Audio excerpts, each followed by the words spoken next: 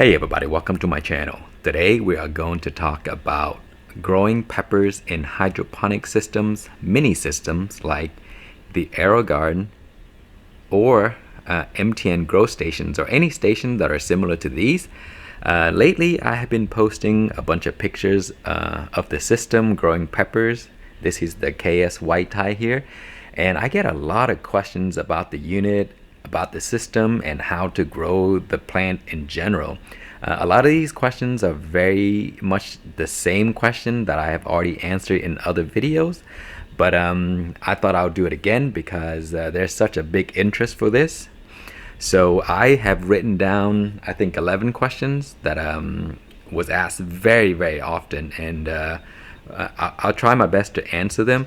But anyway, so I will list the questions out in the description and link to it. That way you can go directly to the questions and not having to listen to the whole video. Before we go into the questions, let me show you the plant.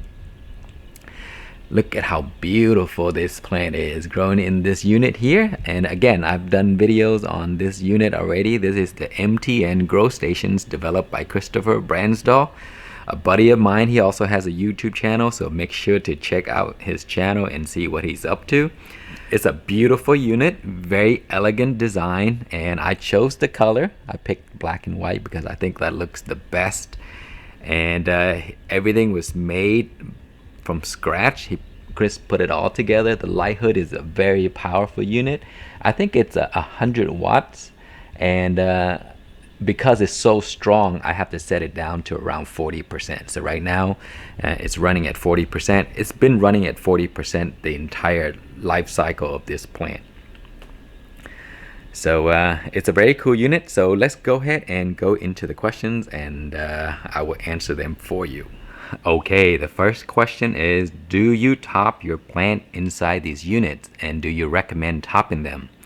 And the answer to that is yes, I do top these plants because pepper plants, when grown in hydroponic, can grow out of control, and it depends on how powerful your light is. If it is a little weaker and not sufficient, the plant tend to grow really tall, and it becomes very viney, and it will spread outside the unit and stuff like that. So make sure you get a unit that is powerful enough. The AeroGarden, I think, is 40 watts or 45 watts or something like that, but it is good enough if you put it close enough to the top of the plant. Because the plant is grown in hydroponic system, there's always nutrients available. So topping the plant does set it back, but because it's in hydroponic unit, it doesn't set it back too much, because I mean they grow very fast. There's always food available, so they recover in very little time. And also because when you're grown in hydroponic units like this, it's usually inside your house, so you're not fighting against time. So you know, when you top the plant, you kind of set it back, so it has to regrow and catch up. And then by then, some of you know, the season is just so short that the plant would just not make it, and you're not going to get fruits before the season ended. So topping in these systems is a good idea because, one, you can keep it small. You see how bushy that is? It's very nice and small. But also it spreads out the branches all over the place, and it also creates a really strong base for the plants to stand on. Also, it keeps the plant small. So you want the plant small when you grow in units like this, because if it goes out of control, it's just, you know, the branches that are coming out of the unit, they're not going to get light, they're not going to grow, they're not going to produce, and they're just going to drain resources for no reason. So you're going to have to cut them off anyway. So the answer to that is yes, I do top my pepper plants. And when do I top the plant?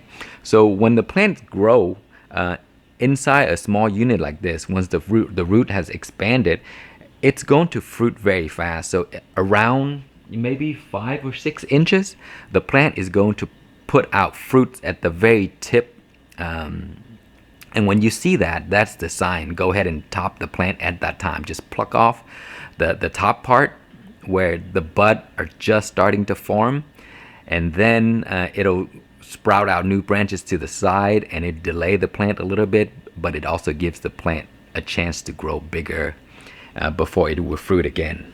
Okay, so that's number one. Number two, how often do you change out the nutrients? So this question is a little bit tricky because it really depends on the stage of your plant.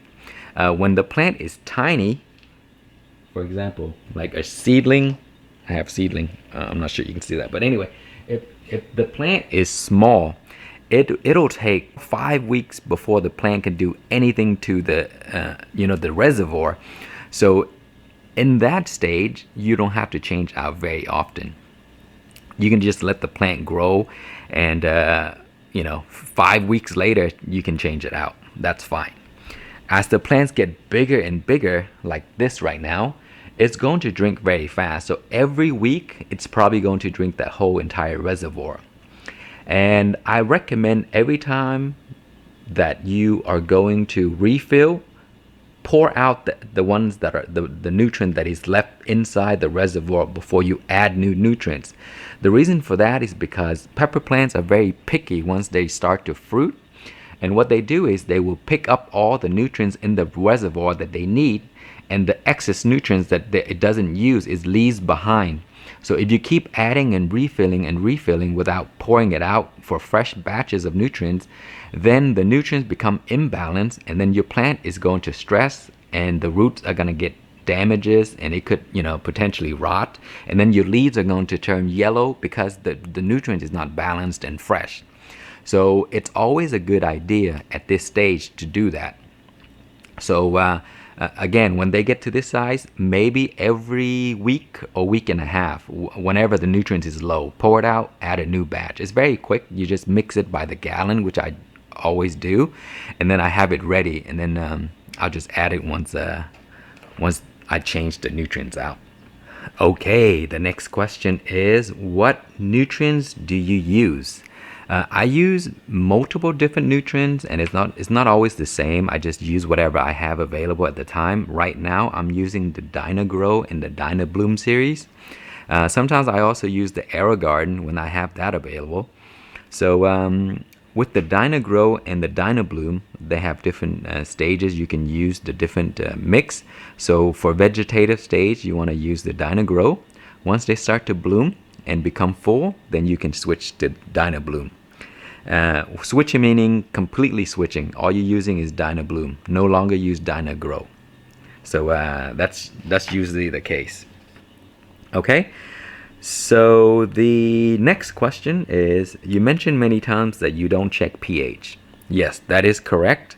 Is that a good idea? Probably not, because when you grow in hydroponic, you all know that proper pH will allow the plants to take up the best possible nutrients to keep it healthy. Not checking pH could potentially prevent the plant from taking up nutrients that it needs, because at certain pH, it does it better. There's a pH chart that you guys should look at. You can just Google pH chart for hydroponic, and it will tell you exactly what is the best pH level for your plants, and it's usually around 6.0. So I don't check it, but again, I don't think that is a good idea. It just works for me, and I just don't care to check it because it works for me. So if your plants are looking bad and not very healthy, leaves turning yellow and all that stuff, and you're doing everything right, it could be because of imbalanced pH level. Okay, the next question is, what is your on and off time for the system? I think they're asking about the light. So the light hour is set to 10 hours per day. So every day, so it comes on. It doesn't matter what time you set the thing to come on. I usually set it to come on at 6 a.m. and then 10 hours it will turn off. You can set it to turn on at 5 a.m., 4 a.m., 3 a.m. It doesn't matter. As long as it gets 10 hours a day, I think that is sufficient. Some people do 12, some people do 15. And many people believe that 24 hours is a great idea. And personally, I think that is just a waste of energy. Do not do that. 24 hours makes no sense at all, because plants that grows in the wild or outside, they are accustomed to Mother Nature, where you get the daylight and you get your evening. So it's best to mimic that Mother Nature. So don't turn on your light 24 hours a day, regardless of what people tell you. It is not a good idea, and it is just wasting energy. Don't do it. Okay, how do you deal with algae? Okay, so this is a big problem with people growing in hydroponics and stuff like that.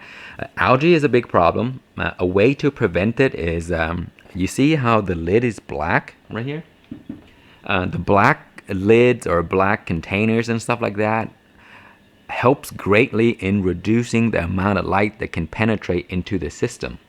So any amount of light that can penetrate through will cause algae to grow, because algae needs light to thrive.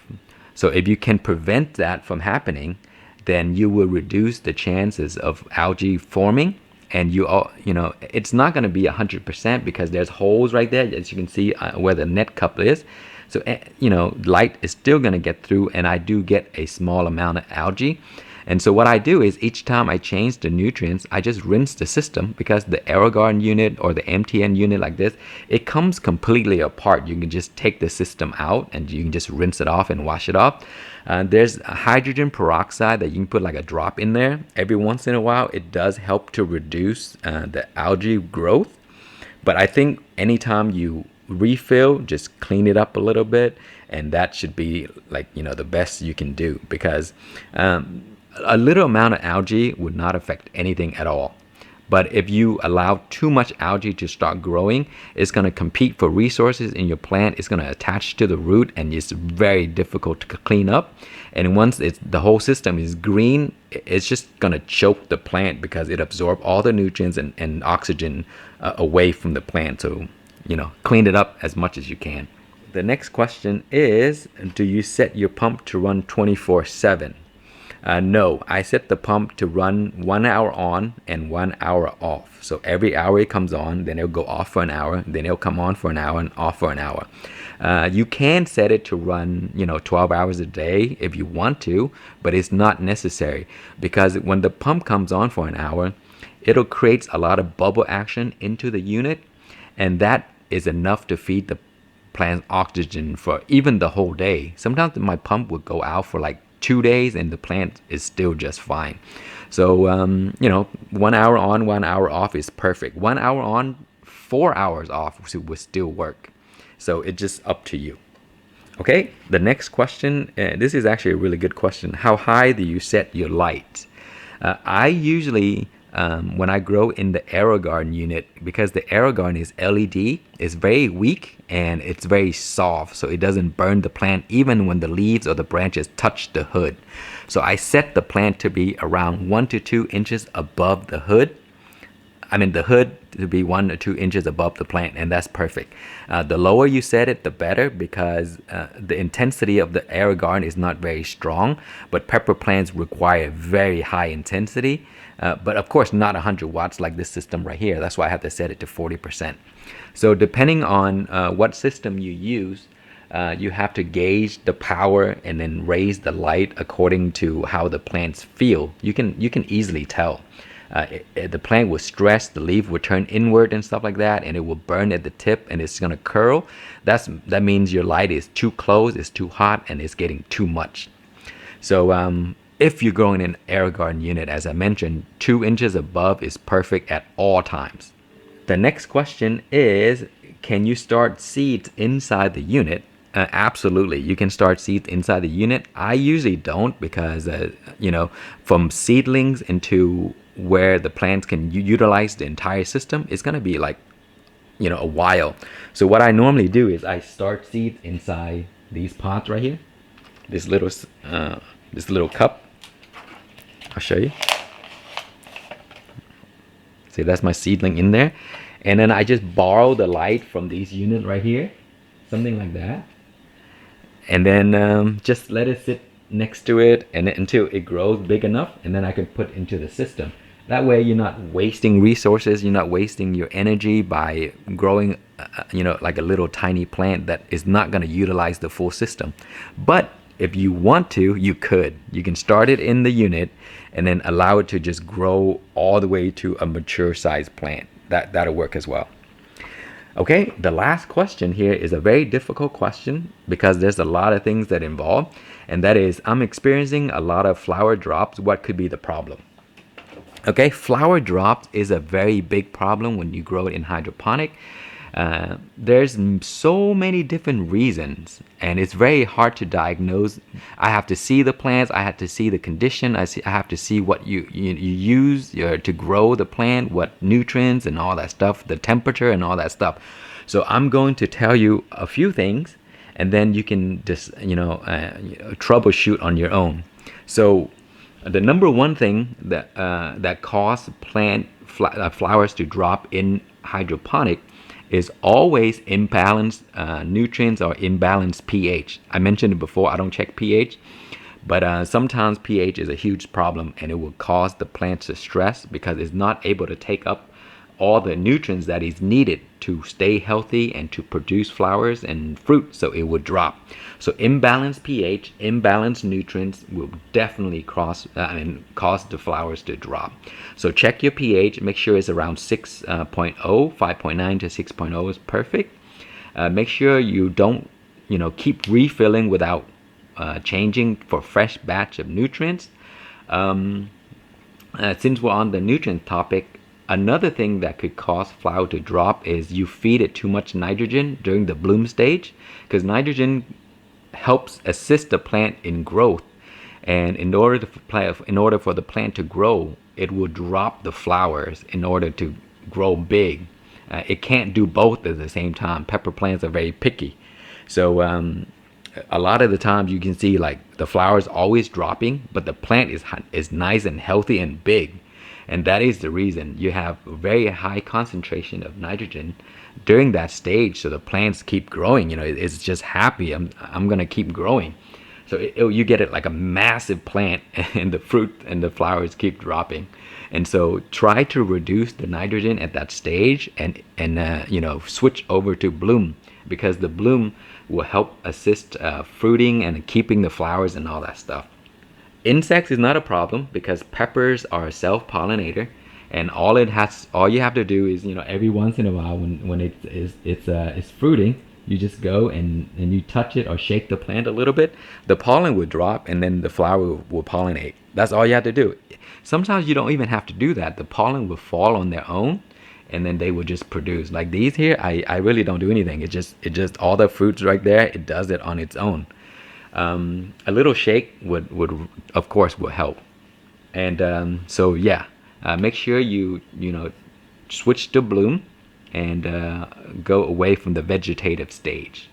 Okay, and another reason your flowers will drop is because you have pests that you cannot see. Often when you grow indoor, you have these tiny mites. They're microscopic, and it's very difficult to see. And a sign of them being there is you can see the leaves, it start to wrinkle, and at the tip of the leaves it becomes this rust color, and kind of like a reddish rust color, and when you touch the leaves it kind of crumble and fall, and that's because it's mites sucking the sap out of those areas and causing the leaves to weaken and die. And you can look at the plant, it'll tell you, the plant will send out signal that it's sick. A healthy plant and a sick plant looks really different, and you can tell if you grow peppers before. It's really easy. So pest is another problem. Okay, and the next problem that could be a reason is your temperature. If the temperature fluctuate more than 10 degrees, your flowers are going to drop. So a lot of times people grow hydroponic plants in their garage like I do. And during the daytime, the temperature is really nice, 70 degrees Fahrenheit and 75 degrees or so, whatever. And everything is fine, it's nice and warm. And then in the evening, the temperature dropped to 55 degrees or something like that, or 60 degrees. The plant is going to freak out. Because not only that it's 55 degrees or 60 degrees, inside the nutrients, it's going to be a little lower. So the root is stressing because of the fluctuation of temperature. It's very, very cold. So pepper plants prefer temperature between 75 degrees to 80 degrees. That's optimal. 85 is fine. 90 is a little hot, but they still will do fine. But you know, anything under the 70 degrees, and then in the reservoir it could be lower, the plant is going to stress, it's going to freak out, and it's going to start to drop flowers. Okay, so those are some of the few reasons that are most obvious and the easiest to diagnose, and there are much more difficult reasons, but usually those that doesn't happen as often as what I mentioned. So hopefully you get a lot of good information out of this. Again, make sure to check the description to go directly to the question. That way you don't have to listen to the long video. So that is all I have today. I hope it helped you with your grow in the coming months, because winter is coming. We're going to take a lot of stuff inside. So thank you so much for watching. Please like, comment, and subscribe. Okay guys, I forgot one last question. Do you use CalMag in these systems? And the answer to that is yes.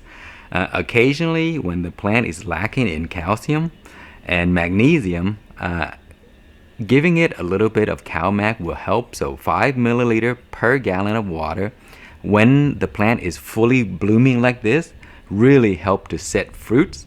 So if you're having flower drop, CalMag and stuff like that is a good thing to add. If nothing else work, then it could be because you need a little boost of CalMag. So calcium, magnesium, you can buy those. I will list all of the stuff that I use in the link below, and then you can just check it out if you want to. But that's a good reason to add. And I do use CalMag in these systems when the plants are growing lots and lots of fruits like that. So there you go, guys. That is the 11 questions. Okay, this is the last one, sorry. For those that are interested in how I mix the nutrients with the CalMag, this is what I use, a gallon. So I add a gallon of water to this.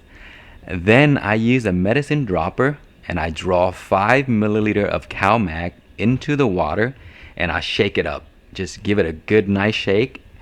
And once everything disperses evenly, then you add your nutrients, which is the Dyna Bloom, and then shake it up, leave it for a few minutes, and then that's it. I don't pH, I don't do anything like that. So as simple as I just explained.